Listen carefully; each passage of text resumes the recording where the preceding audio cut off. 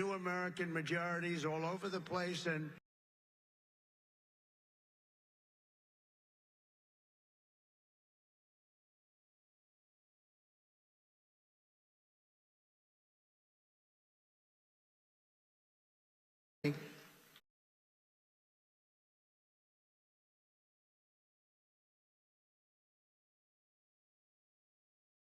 we want to get some of these.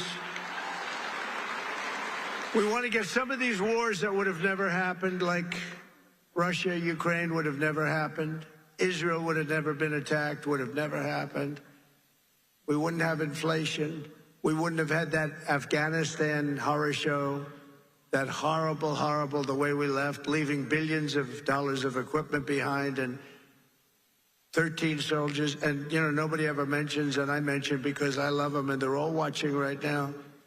48 soldiers that were horrifically injured. Nobody ever, they lived, and they don't talk about them, but these are incredible warriors that were hurt so badly with the legs and the arms and the face, and hurt so badly.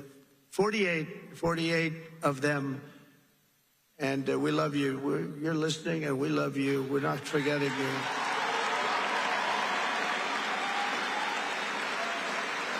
And for all of us standing before you today, I can proudly proclaim that the golden age of America is upon us.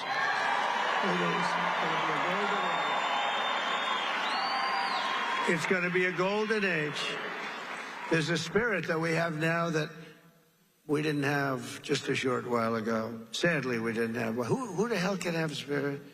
Watching women get beat up in a boxing ring? I don't think that's spirit, right? We're going to end that one quick. We're going to end it very quickly. We're going to end that one very quickly. Since the election, the stock market has broken one record after another. The biggest gain of stock market after an election in history. That's a good sign.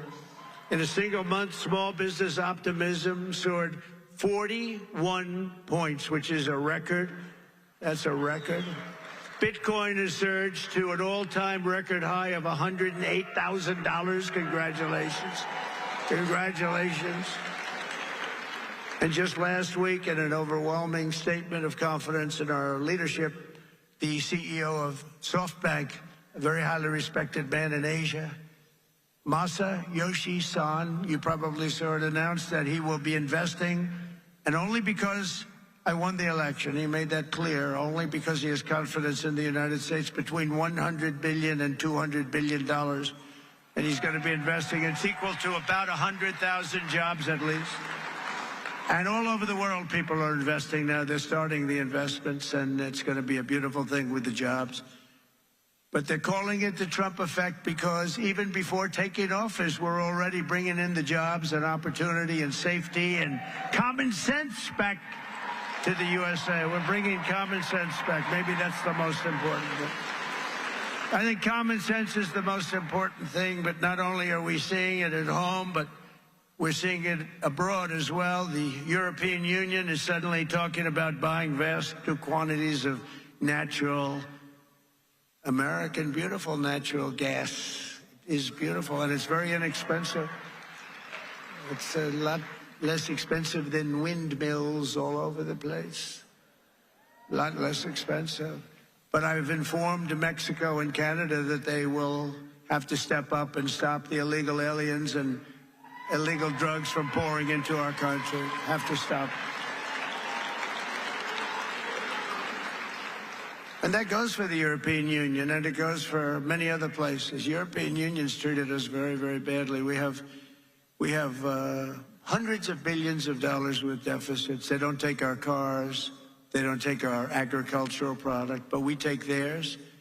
And they've got to be careful. They can't treat us that way. They're not going to be treating us that way for long, that I can tell you.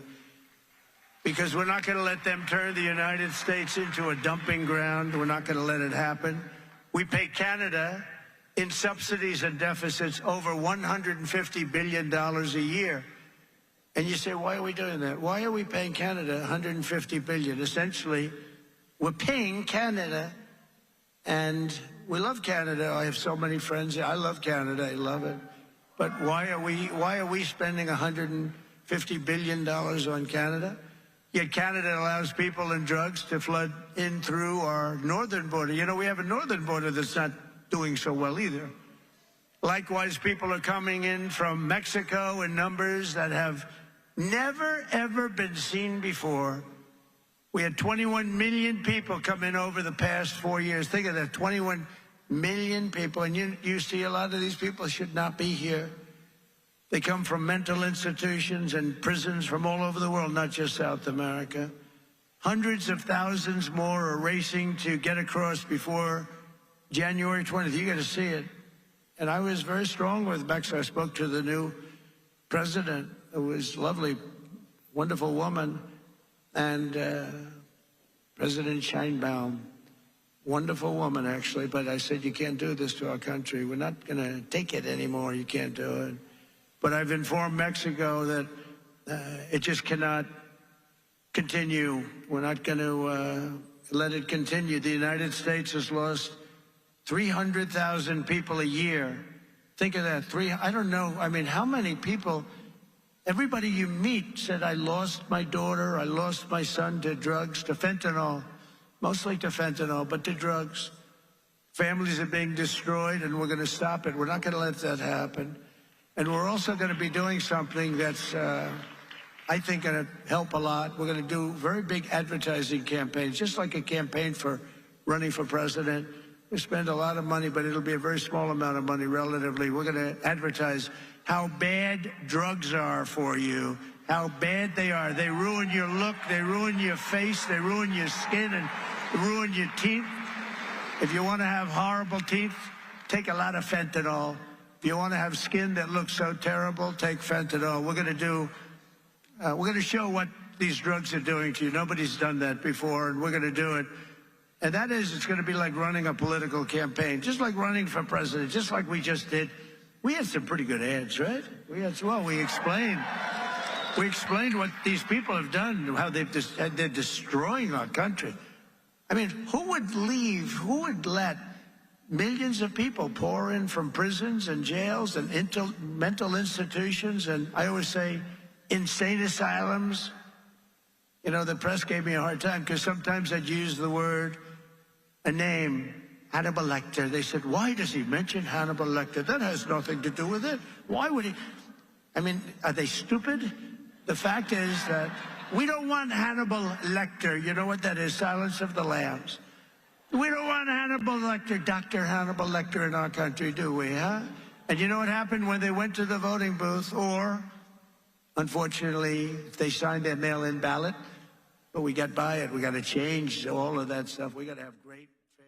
All right, we've just been listening into some of those remarks there from President-elect Donald Trump as he's taking it up to the stage there at Turning Point Action's America Fest conference. This was a bit earlier today. We're going to resume with these remarks, but we do have to step away for our final 2-minute break of the hour. Stay right here with us on Live Now.